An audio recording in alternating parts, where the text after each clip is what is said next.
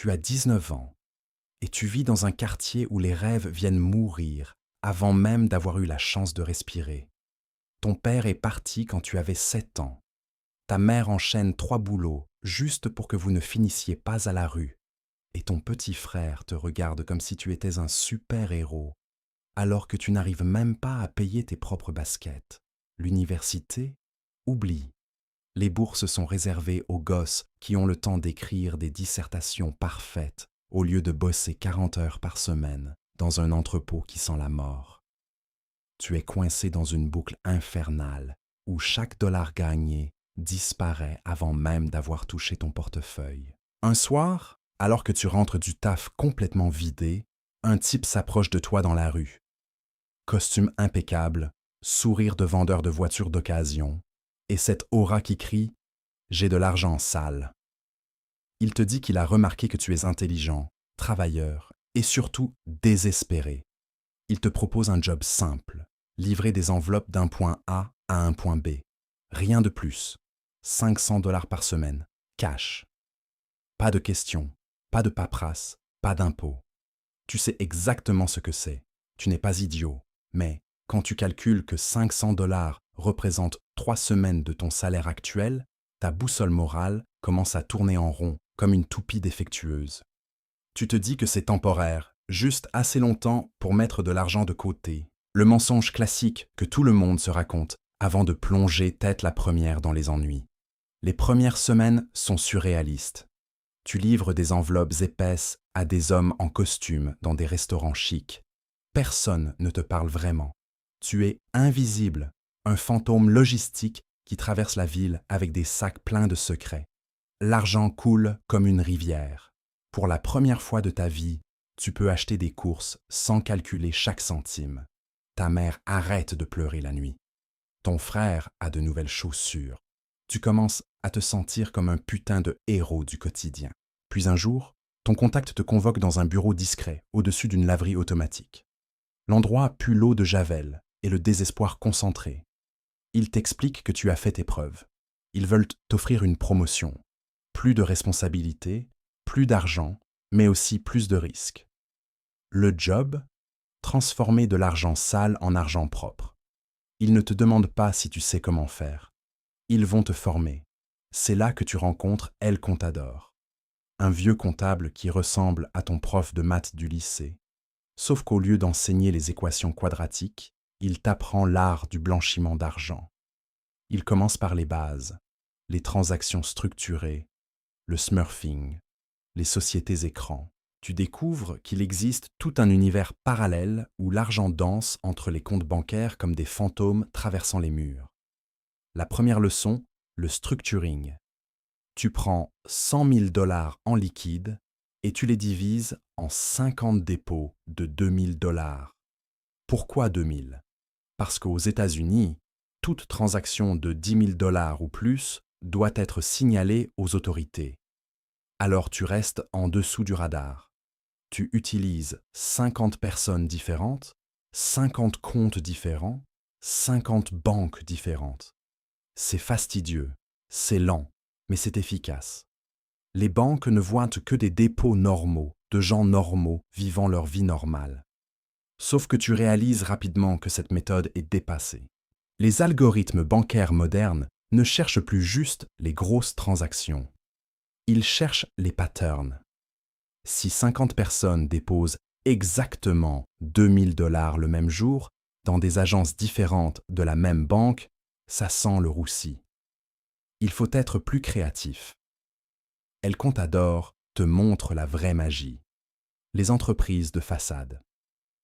Vous ouvrez une laverie automatique, pas parce que c'est original, mais parce que c'est un business purement cash où personne ne pose de questions. Un client paye 2 dollars pour laver ses vêtements? Parfait. Sauf que dans vos livres comptables, ce client a payé 20 dollars. Vous déclarez 10 fois plus de revenus que ce que vous gagnez réellement. L'argent sale entre par l'arrière, se mélange aux revenus légitimes et ressort propre comme un sous-neuf par devant. Mais une seule laverie ne suffit pas quand tu dois blanchir des millions. Alors vous multipliez les façades. Salon de coiffure, restaurants, bars, stations de lavage de voitures. Chaque business génère de faux revenus. Les inspecteurs des impôts voient une entreprise qui prospère. Ils ne savent pas que pour chaque client réel, vous en inventez 9 fictifs. Tu deviens bon, vraiment bon. Tu comprends les flux financiers comme un maestro comprend une symphonie. Tu sais exactement combien d'argent peut passer par chaque canal sans déclencher d'alarme. Tu apprends à lire les bilans bancaires comme des partitions musicales, à détecter les faiblesses dans les systèmes de surveillance. Après 6 mois, El Contador te confie un secret. Les vrais pros ne blanchissent pas l'argent localement. Ils l'exportent. Il t'explique le Trade-Based Money Laundering.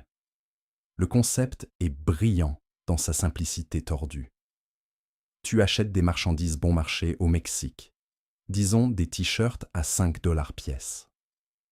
Sur la facture, tu écris qu'ils coûtent 50 $. Tu les importes aux États-Unis.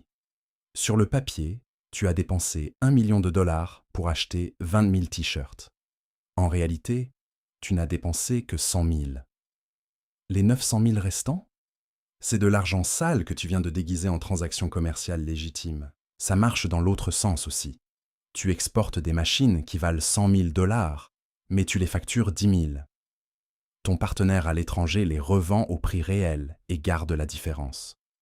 L'argent traverse les frontières, passe par des banques internationales respectables, et personne ne sourcille parce que le commerce international, c'est compliqué et personne ne vérifie vraiment chaque facture. Tu te rappelles encore le premier million que tu as blanchi. Tu étais tellement nerveux que tes mains tremblaient en remplissant les formulaires bancaires. Maintenant, tu en traites 10 par semaine et tu bâilles en signant les papiers. La peur s'est évaporée, remplacée par quelque chose de bien plus dangereux, la compétence. Ton patron remarque ton talent. Il te présente aux têtes pensantes de l'organisation. Ces hommes ne ressemblent pas aux gangsters des films. Ils portent des costumes Armani, discutent d'investissements immobiliers et de portefeuilles d'actions. Ils te traitent avec respect, presque avec admiration. Pour la première fois de ta vie, tu te sens valorisé pour ton intelligence plutôt que pour ta capacité à soulever des cartons. Mais quelque chose commence à te ronger. Tu regardes ta mère et tu réalises que tu ne peux pas lui expliquer d'où vient l'argent. Ton frère te demande comment tu es devenu si riche si vite. Tu inventes une histoire de start-up technologique, de crypto-monnaie, n'importe quoi sauf la vérité. Le mensonge devient une seconde nature. Une nuit, tu te réveilles, en sueur. Dans ton cauchemar, tu voyais les visages de tous les gens détruits par la drogue que ton argent propre a aidé à distribuer. Tu essaies de te convaincre que tu n'es qu'un comptable, que tu ne fais que déplacer des chiffres sur des écrans. Mais au fond, tu sais que chaque dollar blanchi finance une chaîne de souffrance qui s'étend à travers tout le pays. El Contador te dit un truc un soir, après quelques verres de tequila. Dans ce business, il n'y a que 2 sorties, la prison ou le cimetière. Choisis sagement. Tu ris sur le moment, mais ces mots résonnent dans ta tête pendant des semaines. Et puis arrive le jour où tout bascule. Ton patron te convoque pour une mission spéciale. Ils ont besoin de blanchir 50 millions en 3 mois. C'est 10 fois plus que ce que tu as jamais géré. Il te regarde droit dans les yeux et te dit que si tu réussis, tu deviens partenaire. Tu auras un pourcentage. Tu seras riche pour de vrai. Mais il y a un hic. Pour déplacer autant d'argent si rapidement, tu vas devoir prendre des risques énormes. Tu vas devoir impliquer des banques internationales, créer des structures offshore complexes et naviguer dans des eaux juridiques où un seul faux pas te mène directement en prison fédérale pour les 30 prochaines années. Tu as 24 heures pour décider. Tu passes ces 24 heures à fixer le plafond de ta chambre. 50 millions. Le chiffre tourne dans ta tête comme une roulette russe. D'un côté, c'est ta chance de devenir véritablement riche, d'assurer l'avenir de ta famille pour des générations. De l'autre, c'est potentiellement une condamnation à perpétuité dans une prison américaine où personne ne parle ta langue. Le matin venu, tu prends ta décision. Tu acceptes, pas par cupidité. Tu te mens à toi-même, par nécessité. Tu es déjà trop impliqué pour reculer de toute façon. Refuser serait perçu comme une trahison, et les traîtres dans ce milieu ne prennent pas leur retraite. Ils disparaissent. Les 3 mois suivants deviennent un brouillard de nuits blanches et d'anxiété paralysante. Tu construis un réseau tentaculaire de sociétés écrans s'étendant sur 12 pays. Une firme immobilière au Panama achète des propriétés fantômes. Une entreprise technologique aux îles Caïmans facture des services de consultation qui n'existent pas. Une galerie d'art à Zurich vend des œuvres à des prix astronomiques à des acheteurs fictifs. Chaque transaction laisse une trace microscopique. Individuellement, elle semble légitime. Mais si quelqu'un avec assez de temps et de ressources connecte les points, tout le château de cartes s'effondre. Tu ne dors plus que 3 heures par nuit. Tes mains tremblent constamment. Tu perds 7 kilos en 2 mois. Puis, miracle des miracles, tu réussis. 50 millions d'argent sale transformés en investissements propres, dispersés à travers tant de juridictions que même les meilleurs enquêteurs financiers mettraient des années à reconstituer le puzzle. Ton patron organise une fête dans sa villa privée. Il te présente comme son génie financier, son Mozart de la comptabilité créative. Cette nuit-là, ivre de champagne et d'arrogance, tu te sens invincible. Tu as battu le système. Tu es plus intelligent que les flics, plus rusé que les régulateurs bancaires. L'argent coule à flot dans ton nouveau compte offshore. Tu achètes une maison pour ta mère, une voiture de luxe pour toi. Tu commences à fréquenter des restaurants où le prix d'un repas équivaut au salaire mensuel de tes anciens collègues. Mais l'univers a un sens de l'humour cruel.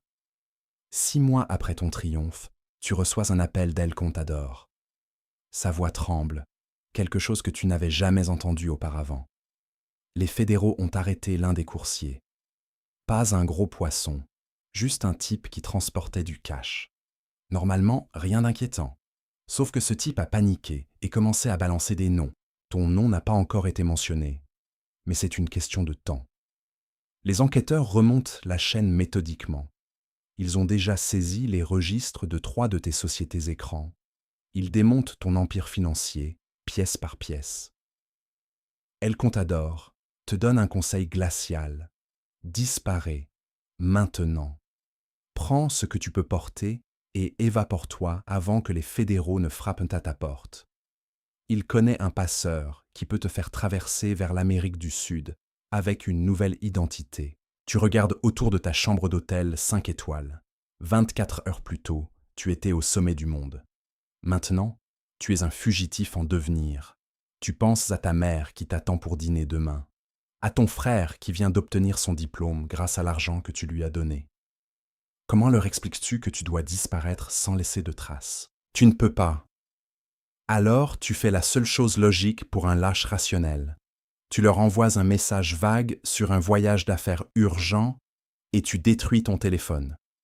Tu prends un sac de sport, y fourres 50 000 $ en liquide, quelques vêtements et un faux passeport que tu gardais pour les urgences. Le passeur te fait traverser la frontière, caché dans un compartiment secret d'un camion frigorifique. 10 heures à grelotter dans le noir absolu, respirant à travers un tube de ventilation pas plus large que ton pouce. Quand tu émerges finalement dans un entrepôt poussiéreux quelque part en Colombie, tu réalises que tu viens d'échanger une prison dorée contre une vraie. Ta nouvelle vie est un cauchemar kafkaïen. Tu vis sous un nom qui n'est pas le tien, dans un appartement miteux qui sent le moisi. Chaque sirène de police te fait sursauter. Chaque regard d'un étranger te paraît suspect. Tu ne peux pas appeler ta famille. Tu ne peux pas accéder à tes comptes bancaires sans risquer d'être localisé. Les millions que tu as gagnés sont gelés, inaccessibles, aussi réels que de l'argent de Monopoly. Tu trouves un boulot dans un bar local, servant des bières à des touristes qui dépensent en une nuit ce que tu gagnes en un mois. L'ironie te brûle chaque jour. Tu es passé de blanchisseur de millions à serveur de bar, et personne autour de toi ne connaît ton histoire. Les mois passent, puis les années. Tu apprends à vivre avec la paranoïa constante, avec le poids écrasant du secret. Tu te demandes parfois si ta mère pense encore à toi, si ton frère te déteste pour avoir disparu sans explication. Une nuit, tard, un client s'installe au bar. Il commande un whisky et te regarde longuement. Trop longuement. Ton sang se glace. Il sort lentement une photo de sa poche et la glisse vers toi. C'est une vieille photo de toi, celle de ton vrai passeport. Tu reconnais instantanément le badge FBI accroché à sa ceinture. Ton cœur s'arrête. Après 3 ans de cavale, ils t'ont retrouvé. Il sirote son whisky calmement, comme s'il avait tout son temps.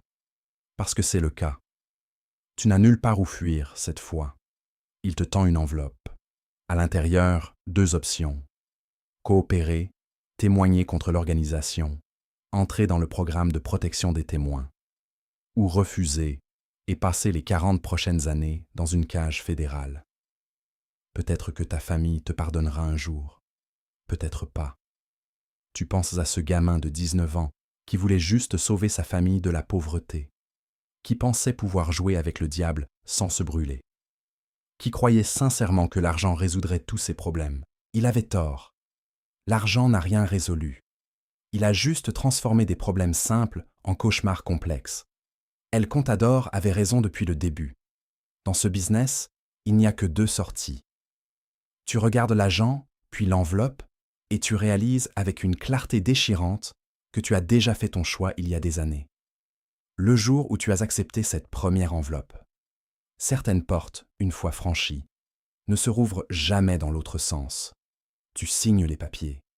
Ton ancienne vie vient officiellement de se terminer. Encore. Cette fois pour de bon. La prison ou le cimetière. Tu as choisi. Maintenant, tu vis avec les conséquences. Pour toujours.